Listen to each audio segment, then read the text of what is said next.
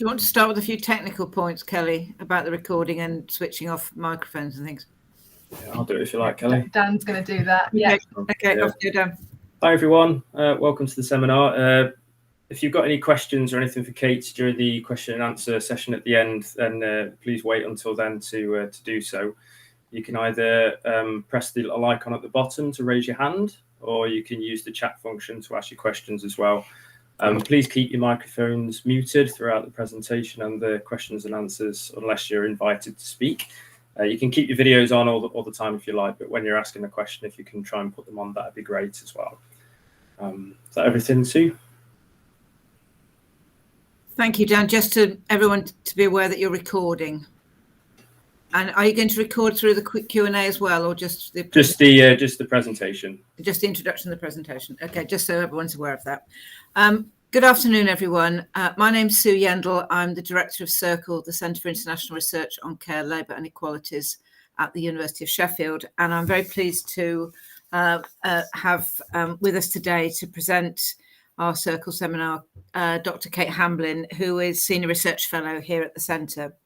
Kate's been researching technology and aspects of care for the best part of a decade, if not longer now, and she's one of the most interesting writers on this topic, I think, at the moment. So I'd like to invite Kate now to make her presentation. As Dan's mentioned, we welcome discussion points and questions when Kate's completed her presentation, and she's going to talk about technology in care systems, displacing, reshaping, reinstating or degrading roles. Over to you, Kate.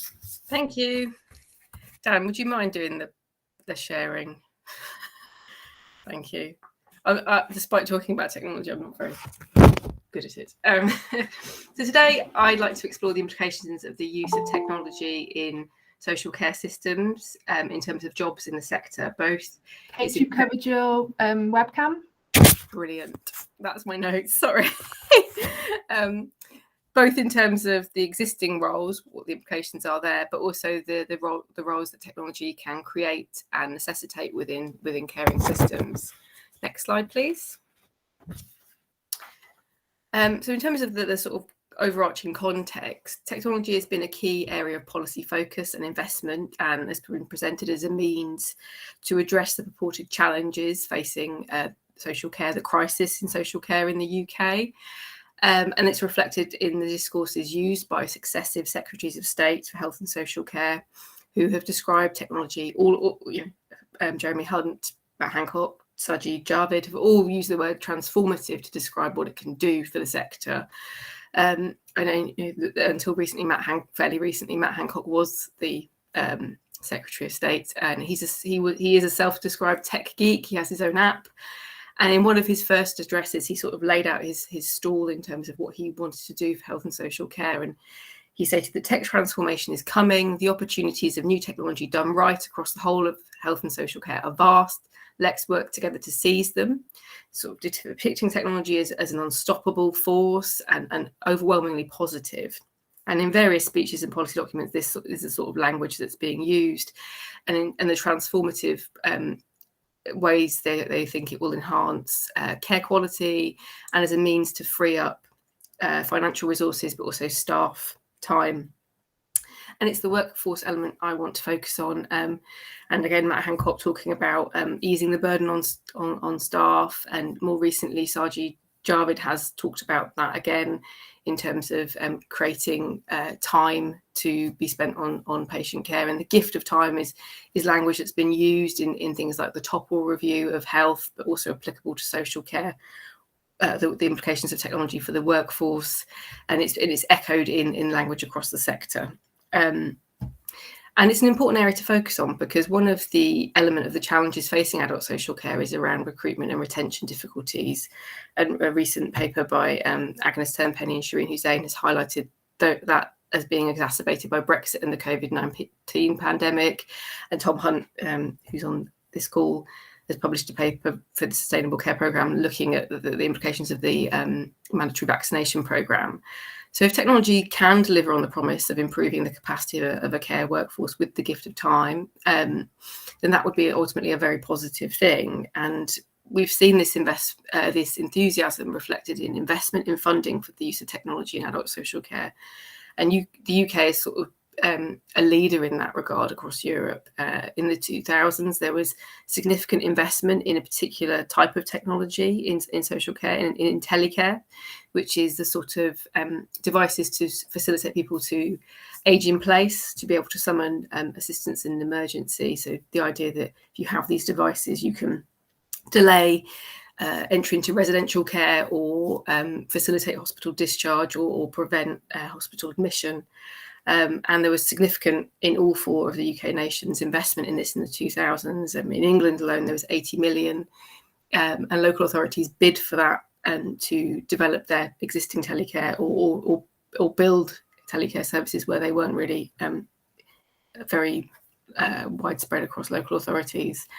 And alongside this, there was also investment in the evidence base. There was funding for the largest randomised control trial to date of Telecare and telehealth, and other randomised control trials and other funding, research opportunities to look at creating an evidence base for this. And from 2010-15 onwards, the shift in investment is focused on digital technologies for reasons I'll explain a bit later, including things like AI, mainstream devices, robotics.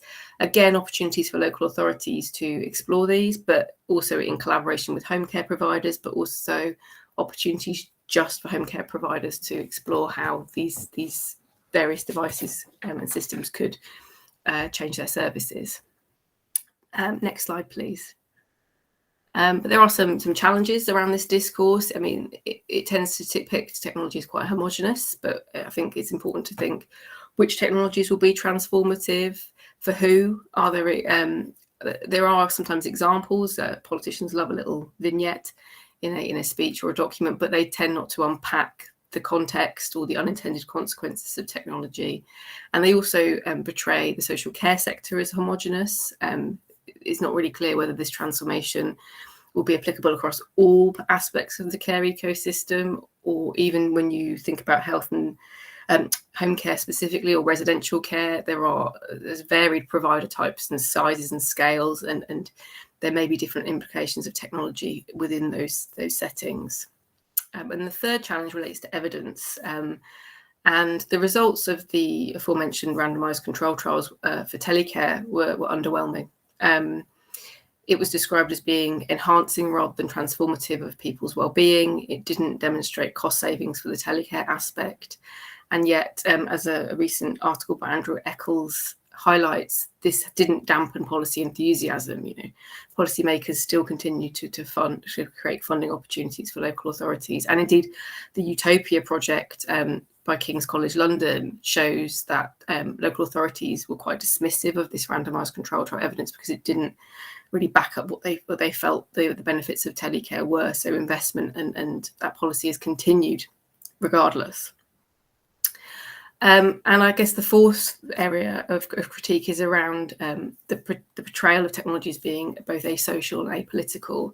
And this draws on the literature from science and technology studies, which is quite a broad church, but broadly argues that technology and care are co-produced and co-constituted. So technology needs people to function. It needs people, and people in turn tame and tinker and domesticate technology. But these technologies are accompanied by scripts and directives which shape the way care is experienced and delivered. And these scripts are inscribed with the particular politics of their designers, developers and investors. So they'll have particular notions of good care in mind in the design of these technologies, and the scripts that accompany them try and encourage people to act in ways that align with these scripts. But as I say, people do resist and tinker and tame the technology. So there is this sort of dialogue. So the idea that, and there are unintended consequences again of these technologies. So the idea that technology is a very predictable phenomena is challenged by this literature. So what I'm interested in is sort of critically engaging with the promises of the policy discourse and looking at the implications for the paid work in the care sector. Next slide, please. And I draw on other literature. So I looked at the literatures related to automation and the future of work, which sort of challenges some of these ideas around technology saving time and scarce staff resources, and particularly where it tips over into arguments about replacing care workers with technology, as being a bit technologically deterministic and simplistic, because it misses what is described as the contingent and unintended outcomes. Some jobs will become obsolete and are displaced, but new ones are created, and yet others incorporate elements of technology that may be transformative. So in this presentation, I use a framework by Acemoglu and Restrepo, which thinks about the various different effects that technology can have on work. So there are potentially displacement effects where technology may replace human labour, but also productivity effects where technology will replace certain aspects of human labour, the non-routine aspects and tasks, but it will therefore increase demand for non-routine, non-automated tasks, including personal care. And then there are also the potentially reinstatement effects where new jobs are created that humans perform better than technology. So reflecting on the policy discourse around technology and the gift of time and easing pressure on staff resources, my first question is, does technology have displacement, productivity or reinstatement effects in the social care sector? Next slide, please, Dan. And then the second issue I want to explore are the implications for technology on the quality of jobs in social care, both those that may be created or are changed through technology. And again, you know, there is a literature that looks at decent work and quality of jobs, and broadly there are a number of facets to what decent work is. It includes health and safety considerations, issues around job content and characteristics, pay and rewards, terms of employment and job security and advancement, the scope for autonomy within roles, work-life balance, and representation of social dialogue and workforce relations. And these sort of broadly cut across the literature and the International Labour Organisation's definition. And the International Labour Organisation has started to focus on thinking about creating frameworks for decent care, working in the care sector. And care work has, in contrast, been characterised as being low quality, dirty work, low skilled and poorly rewarded, an example of emotional labour. And again, related to this, there are implications around recruitment and retention. But, you know, there is a care workforce, so there are positive elements that attract people and encourage people to stay, such as its valuable and self-affirming role in society. It's described by Clark, and where some jobs have scope for skills development, autonomy and dignity. But there is another literature that thinks about how processes can lead to the degradation of work and turn good jobs into bad jobs. And that's an important consideration, I think. And more than just the issues of recruitment and retention, there are implications for care quality because of spillover effects. So Diane Burns has looked at this in residential care, where there's a tipping point where job quality negatively impacts on care quality. Next slide, please. So bringing in technology into discussions of decent work, there is already a literature exploring the ways technology can affect job quality, and ultimately there are positive, obviously, implications of using technology and automation in work around safety, doing some tasks that are dangerous. But there are also negative implications that have been identified. So authors have argued that it's not about necessarily technology taking our jobs, but about how lower paid and low quality work is reproduced and potentially entrenched alongside technological processes. And there's an emerging literature which is looking at how technology, and in particular those that are described as new and emerging technologies such as robotics and AI, not only create and reshape jobs in a negative way, but how this is obscured to maintain a facade of efficiency and effectiveness. So there's an example of Astra Taylor, who talks about the phobot revolution and photomation, where it's a sort of a facade, and behind the curtain, to use the metaphor is often from the Wizard of Oz, there are people working behind the scenes, and technology does that sort of last mile. And Taylor would argue that this is about power relationships, arguing that the phrase that robots are taking our jobs gives technology agency it doesn't yet possess, whereas capitalists are making targeted investments in robots designed to weaken and replace human workers so that they can get richer, is less catchy but more accurate. So again, returning to the idea that technology is not an apolitical thing. And there's another example, Sadowski, who talks about Potemkin AI, which takes its name from the Russian minister who, to sort of hide the real state of affairs from Empress Catherine II, created fake villages to sort of give this rosy view of what was actually happening. And he uses that as an analogy to talk about the fact that technology is seen as, objective and neutral, and actually when you peer behind that curtain, you can see that actually there's human exploitation that's happening, that the technology is being used to hide that. So my second question considers job quality, because if technology is really going to address the crisis in social care, it would be counterproductive if it actually exacerbated recruitment and retention issues and reduced care quality. So I explore, does technology have implications for the quality of jobs in the care sector? Next slide, please. And I use some example case studies of studies I've done or the literature. And I just would like to present some caveats before I begin. And I critique the policy discourse for treating technology as a monolith and very homogenous.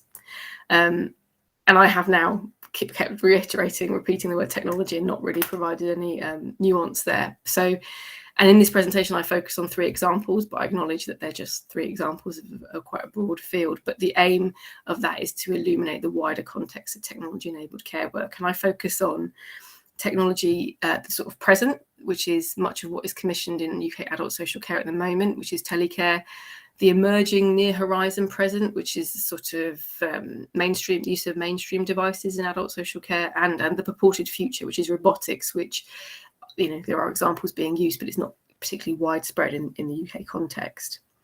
And again, I draw on science and technology studies. So, it is social. Technology is a social phenomenon. It is a complex intervention, and context counts. And therefore, technology is not inherently good or bad. But I'm just using these case studies to sort of really spark discussion as to whether this policy discourse is all-encompassing really should go unchallenged. Next slide, please.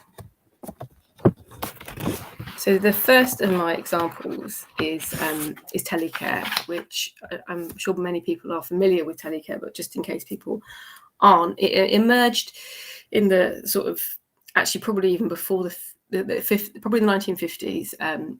The first example of a system was developed by a radio repair shop locally who were asked by a sheltered housing scheme to install, light bulbs outside people's homes in this scheme with a switch inside, so that if they encountered any difficulty, they could flick the switch and someone passing or the warden would see and find out what was going on. And this migrated over time to be moved into pull cord systems in sheltered accommodation, and again over time developed into user-worn pendant alarms, which send a signal to a response box, which is connected. Well, it was. I will explain. It's slightly changed. Connected via analog phone lines to an alarm receiving centre, who then process that call and decide whether they try and speak to the resident through this response box. But if that's not always possible, they can then summon an emergency response or the emergency services, depending on what's happening. And over time, these systems developed to include other devices to monitor the home environment, such as smoke, flood, emergency, temperature extremes, and again, act on those. And it's now, Telecare is now a subset of a broader range of technologies, including telehealth and telemedicine. So technology-enabled care services is now the catch-all used to describe all of those. But of the 1.7 people, it's more like 1.8 million people receiving Telecare in the technology-enabled care services in the UK. 1.4 million use pendant alarms, so they are the bulk of these services.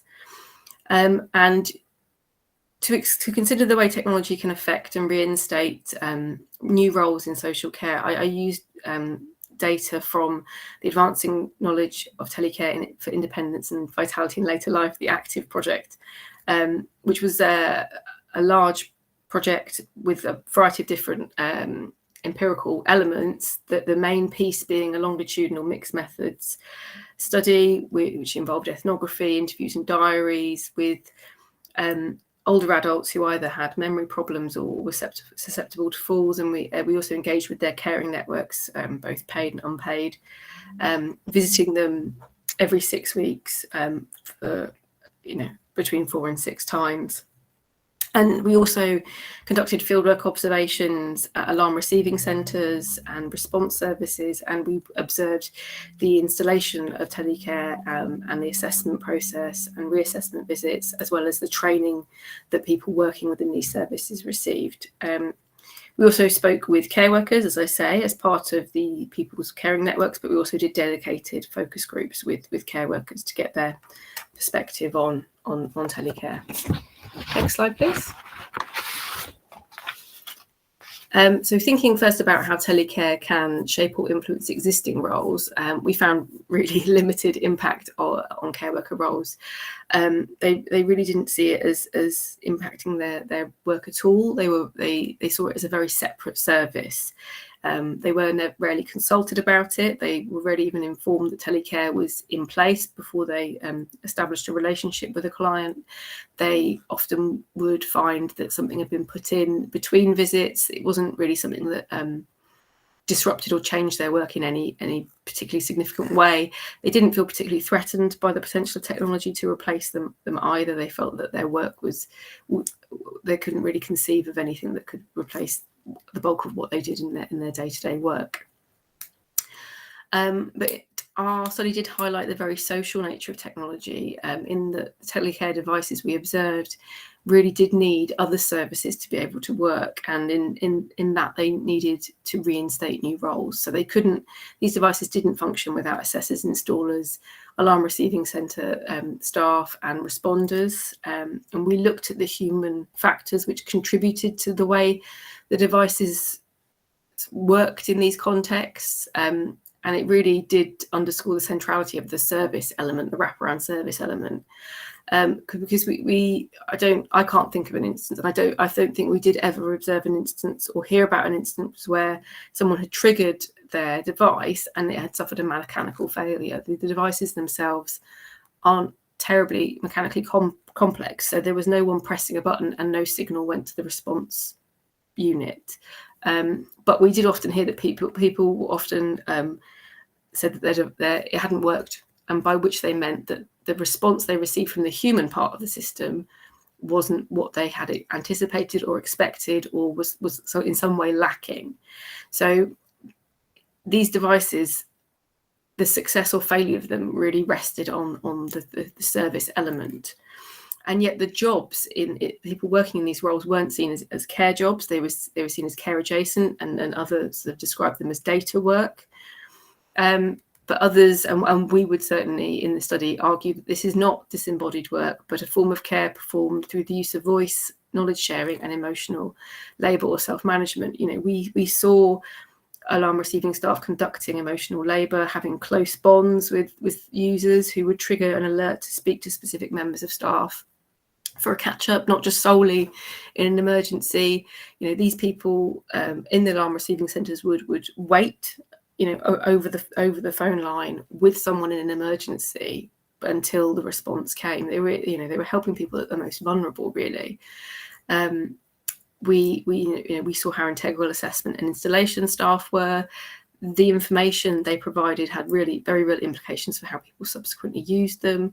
They would bring together, they would strengthen weak ties, is what we described in our subsequent papers, in that neighbours were pulled into caring networks and formalised as part of that caring network in being asked if they would be part of the response service, because some local authorities, the first option would be to have local responders who are part of caring network, and then escalating to a formal response service or the emergency services. And where response staff were paid staff, they undoubtedly perform physical body work. They support people when they're at their most vulnerable, and over time, others have noted that their skill requirements have increased. There's been a downward cascade of care work, and their role is extended to include more first aid rather than just waiting or calling for backup from the ambulance service. And I would argue that the failure to recognise those working in telecare services is integral to the way these systems and the care that these systems provide risks casting them as sort of photomatons. And it all looks very technology enabled, but actually there is, when you ignore their central role in these systems, there are issues around quality, alarm receiving staff, a lot of precarious contracts, emotionally demanding work, verbal abuse. When I looked, I had a check to see what the sort of going rate is, and this, not necessarily always the living wage.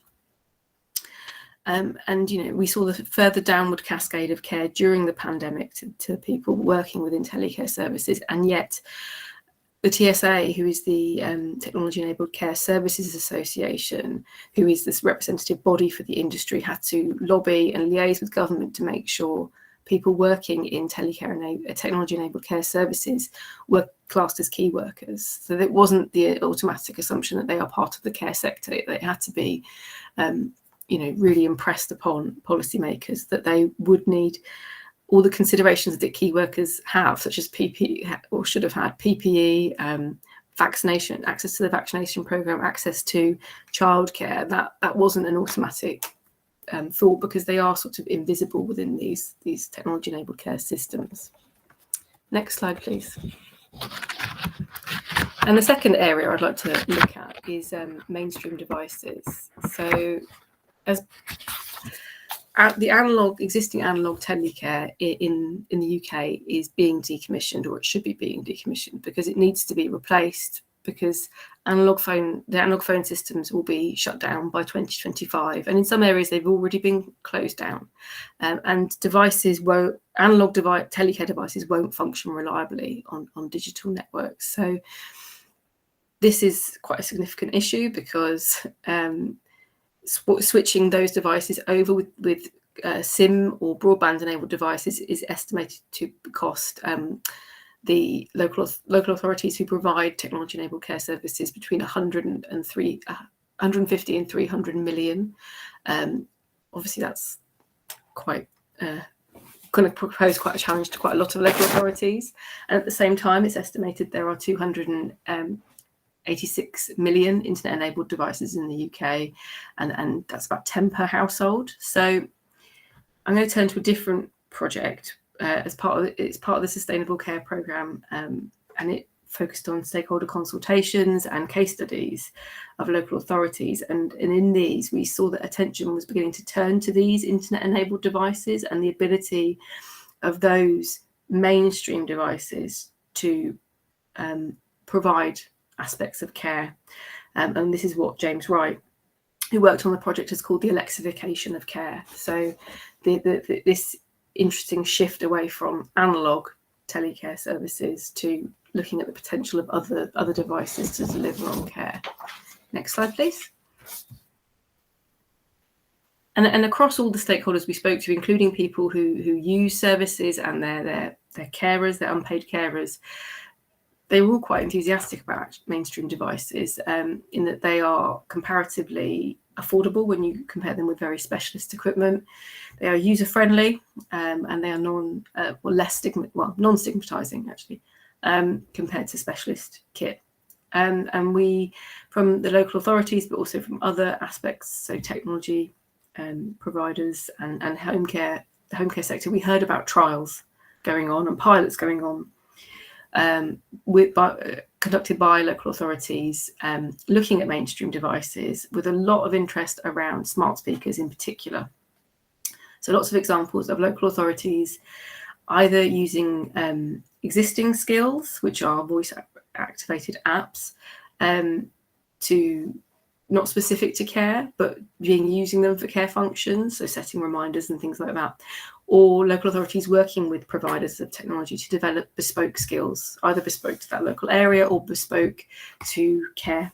And there was also talk from a few local authorities about considering the potential of these smart speakers or mainstream devices to replace their telecare. And again, that ignores the services that make telecare work, because there are no smart speakers connected to an alarm receiving centre to date. And one stakeholder did say the moment that happens, the whole technology-enabled care sector market will collapse, because everyone will just migrate over.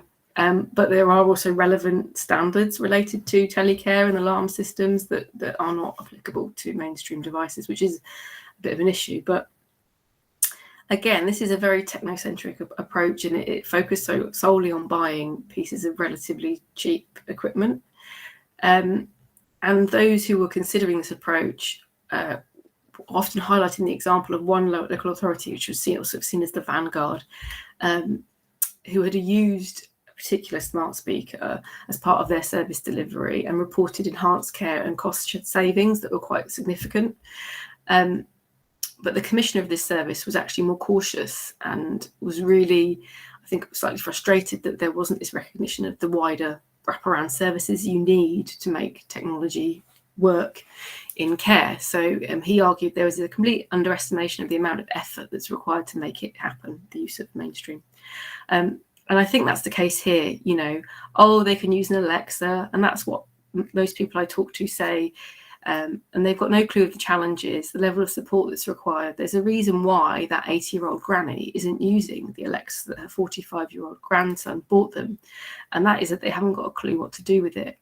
Actually, they need ongoing support to do that. And who's going to provide that?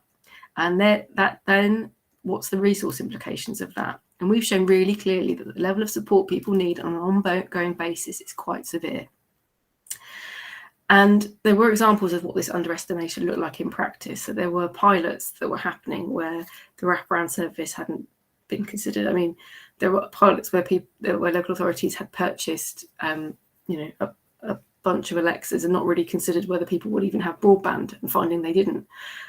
But thinking of the service aspect, there was another example of one local authority that had purchased 300, in this case, wearable devices that then subsequently required an update, and they didn't have anyone to take people through the steps to do that, and people weren't able to do it for themselves, and the local authority just didn't have the capacity to do it. And the technology provider certainly wasn't going to send someone out after they'd sold the equipment to then do that on ongoing support. So I guess without the associated services, these devices may not then live up to the aspirations of their use. They won't necessarily produce these enormous cost savings, because they'll either be a wasted resource because no one will be able to use them, or they'll need new roles which will cost money. So they might undermine the argument there around cost savings. But I guess the risk is also with these new roles, if this very technocentric approach is being taken, that they may also be invisible, as with telecare services, and underplayed to support the idea that actually it's all about technology and innovation. And it's an emerging area of practice, and I think it's really interesting to consider where local authorities will go with this, because I think they're increasingly piloting things and finding that there is a need for ongoing support, and what that support will look like, I think, is important, and whether those jobs will be good quality jobs. Next slide, please.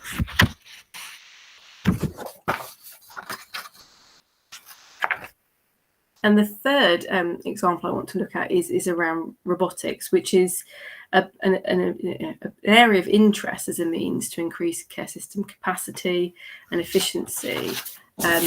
But the evidence of the use of robotics is typically limited to quite small scale pilots and trials, and practical application in the UK is quite limited. There aren't that many robots out there in residential care or home care settings being used beyond research purposes. And research has explored ethical considerations around people needing care. So what robots in care will mean for social contact, what they'll mean for privacy, liberty, deception, all questions like that. But the moral implications for the care workforce are less well considered.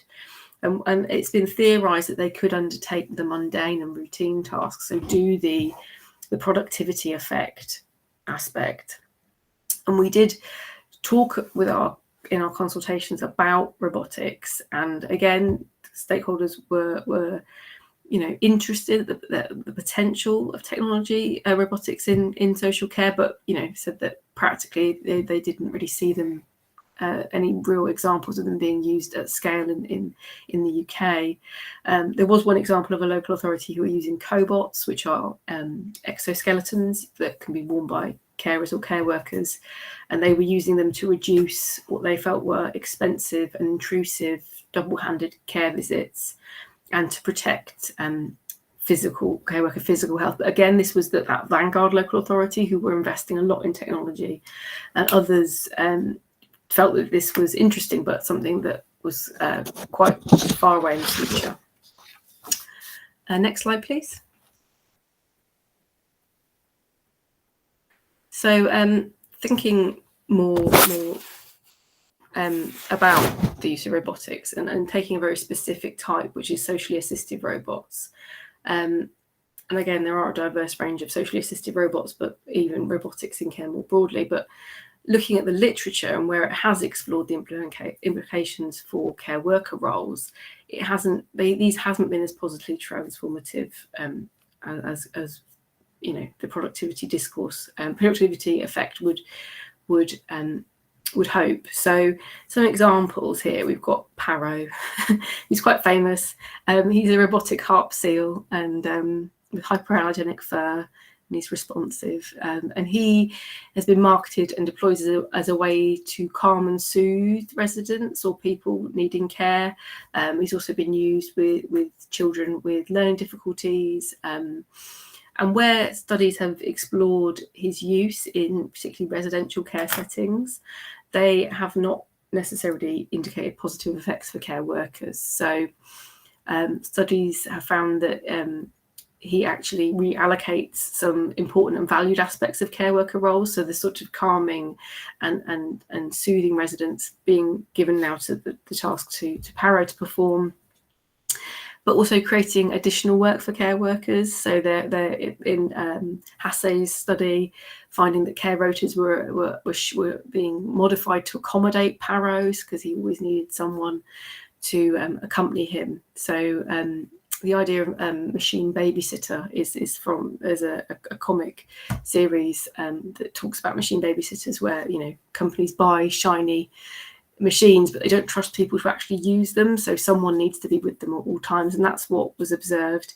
So James Wright did an ethnographic study and observed the fact that a resident quickly learned how to skin Paro, because you can take his fur off. So at all times they needed a member of staff there to protect Paro from some of these more negative interactions, which shifts the focus of care workers from focusing on the people they're caring for to caring for the technology.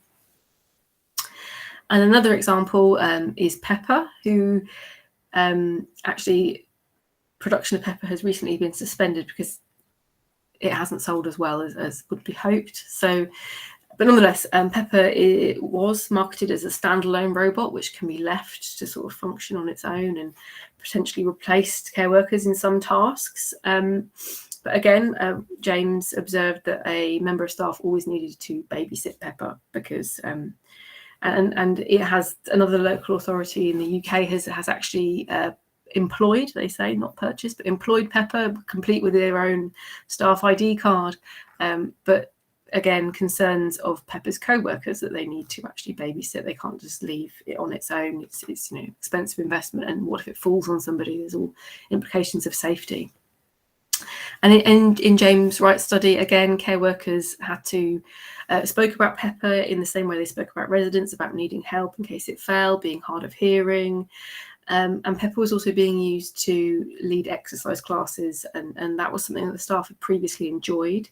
So it took some of that valued role and degraded it, but it didn't free up the staff because there always needed to be staff on hand to attend the class and follow where Pepper led. So the idea that it would save staff resources wasn't the case, and the idea that it would take on the sort of mundane aspects of the care work also wasn't the case. And the final example I've got is Silbot, who again, in a study by Blonde, was found that it always needed to have significant intervention from care staff. It couldn't be left with residents because it had hardware and usability issues. It needed to be switched on and off quite a lot. But it also needed a sort of a babysitter to make sure it didn't offend residents because it was quite rude. It was being used for recreational activities. It was being used to do quizzes and games, but it would hurry the residents up and be quite rude to them, and it would boo them if they got their answer wrong. So a care worker always had to be on hand to make it function, but also to sort of engage, making sure it was engaging socially in an appropriate way.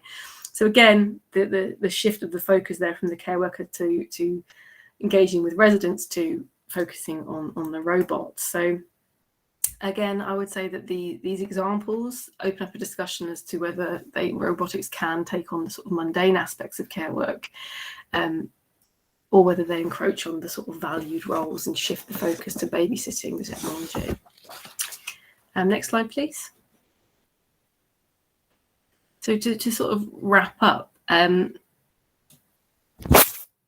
return to my research questions as to whether technology has displacement, productivity, or reinstatement effects, and what the implications for quality are of technology, quality jobs. In terms of the example of Telecare, in the existing roles, for care worker roles, it had very limited implications. No real productivity or displacement effects, or even degraded their work. But the jobs it reinstates to make it work are often invisible, or at least not seen as care work, and then not always decent. There are issues around safety at work and job content and security. And mainstream devices could potentially repeat this pattern if there continues to be this neglect of the social nature of technology.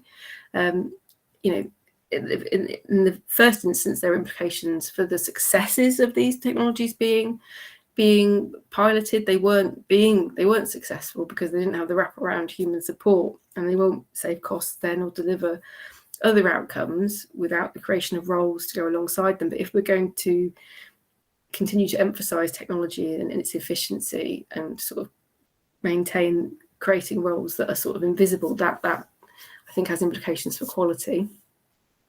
And the final example of robotics, again, instead of the productivity effect where technology could undertake the mundane or routine aspects of care work, it actually were encroaching on the things that care workers enjoyed doing, and also gave them another task to look after the robot. So I would argue that the impact of technology on care sector jobs is more complex than simply replacing human labour or magically freeing up time. It can potentially degrade existing roles and create new forms of work that are undervalued and don't have the hallmarks of decent work. And it's an important consideration because, the sector, it has issues with recruitment and retention, and the spillover effects then from poor quality jobs into poor quality care.